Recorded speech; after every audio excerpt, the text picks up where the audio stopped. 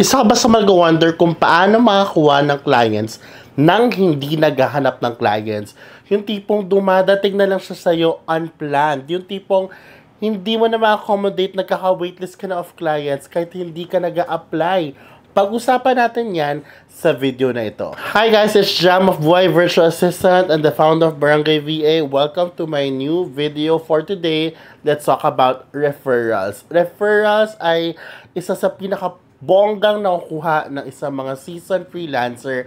Yung tipong hindi ka na maghahanap, dumadating na lang sila sa'yo. Today, ang daming mga humihingi sa comment section na parang, Jam, refer naman ako dyan.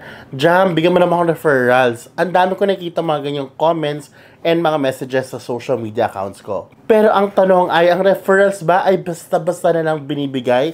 Sagutin natin yan ngayon. But before I push with my video, I just want to promote Barangay VA Summit, no? Kung ikaw ay naghahanap ng face-to-face tutorial, workshop, no, coaching, kung saan mabubuan mo na ang VA business plan mo, which is the key, by the way, para pagsimula ka na sa VA and freelance journey mo, then Barangay VA Summit is the key. All you have to do is to click the link in my profile para makasama ka na sa 50 lang na taong i-accommodate namin sa event na ito. See you there! Okay, let's continue. Now, I have a friend na nag-refer ng isang VA sa isang client. Hindi niya kilala, he doesn't know how this person works, no? And when that person delivered actually sa simula. Pero in the end, nagloko na, and yung napahiya, guess what? Yung nag-refer. And that's the reason why ang daming natatakot mag-refer nang hindi ka kilala is because may trust issues na sila, kasi by the time na magloko ang kailang ni-refer sa isang kliyente or a friend, then pati image nila ay nasisira. And that is the reason why ingat na tayo magbigay ng referral at hindi na basta-basta nakuha ang mga referrals. Pero Jam, paano nga ba magkaroon ng referrals? No? Paano yung ganon?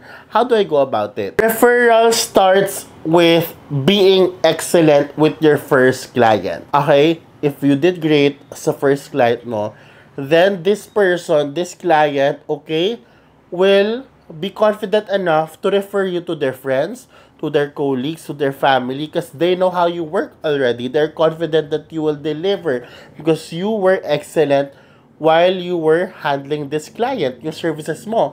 And really very important na talaga namang inaalagaan mo yung client mo at sineservisyon mo ng tama. Okay?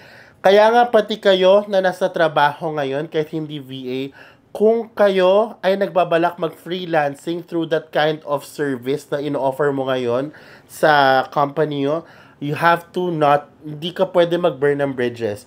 You have to live gracefully, no? You have to be good at what you're doing. Kasi guess what? Ako, umalis ako sa restaurant industry and then nag-freelance na ako. So, from my full-time job pala, nag-freelancing na ako na restaurant trainer. Yung mga nagre-refer sa akin ngayon sa iba't ibang restaurant na magaganda na ay yung mga natitrain ko before, and kinukuha nila ako dahil alam nila na kaya ko at naging impactful ako sa kanila. So as early as now, kahit nasa full-time job ka pa lang, go for it. Okay?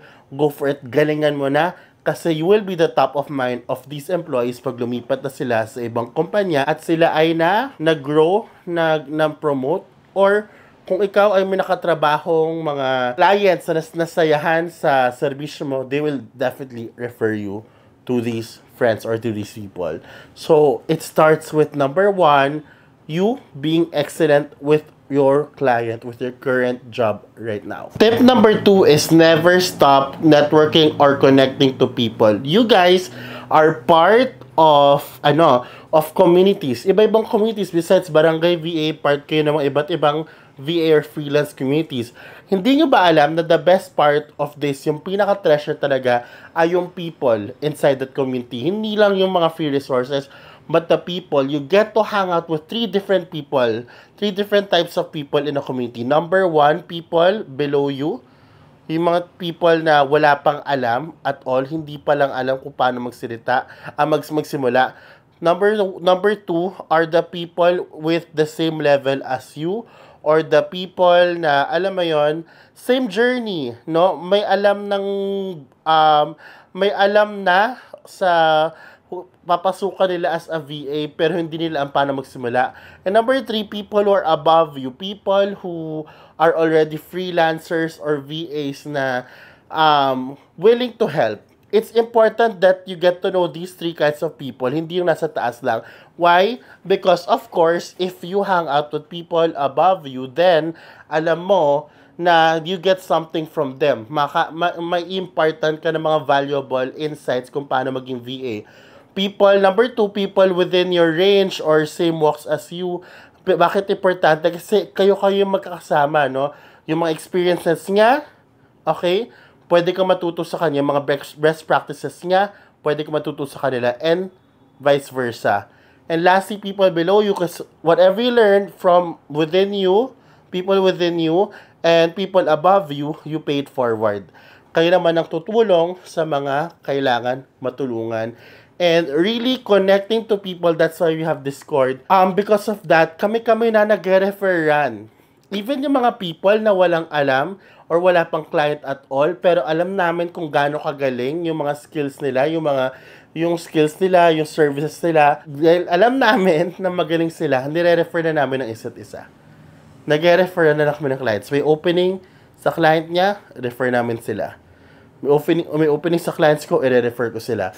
And that's the power of networking, guys. And that's the power of connecting to people. But be careful when connecting to people. Make sure you're with people who has the same values as yours. Okay? Or else, conflict yan. Kaya, guys, unang gawin nyo, pagbalik nyo sa mga FB community groups, you connect to people na mga active doon. Get to know them, and really, spend time with them, build relationship, and who knows, baka kayo na mag-hire in the future. And lastly, number 3, social media. Guys, there are 2 types of lead generation. One is push pala. Ano ba dyan? One is push, where you send email blast, cold messaging, cold calling, and really reach random clients, no? And hintayin mong number 1, isin ka. Number 2, dadmahin ka. Number 3, i-reject ka, no? And the other one is pull, where you put yourself out there and you attract what? Future clients. Usually, these are, itong pool na to ay content creation or content marketing, which is something that I'm doing, which is something that's really effective with me. Dahil sa TikTok, dahil sa social media, dahil sa YouTube, nagkakaroon ako ng clients. They really come to me because I put myself out there. Tatandaan nyo, hindi ako yung pinakamagaling, pero isa ako sa may ingay, kaya ako nanonotice. Ibig sabihin, daig pa ng maingay ang mga magagaling.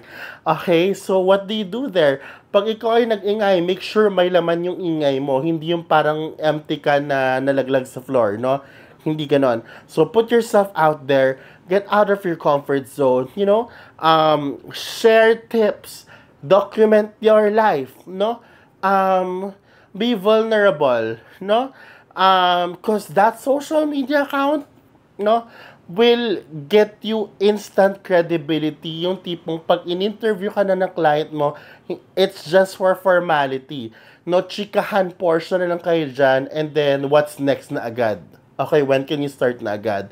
And this is something that I've been experiencing for the past few, years. Sobrang saya kasi ang daming opportunities, ang daming ways to earn online, and this is through social media. So this is something that I believe helps so much of our coaches na talagang ina-idolize natin sila, Cristo and many more, and talaga namang if they can do it, we can do it as well. Ako in my level, nakakakuha ko ng clients, I earn money out of it, and nakakatuwa lang kasi sila na yung malapit, hindi na ako yung lagi nag-reach out. I'm not saying na hindi na ako naghahanap ng client.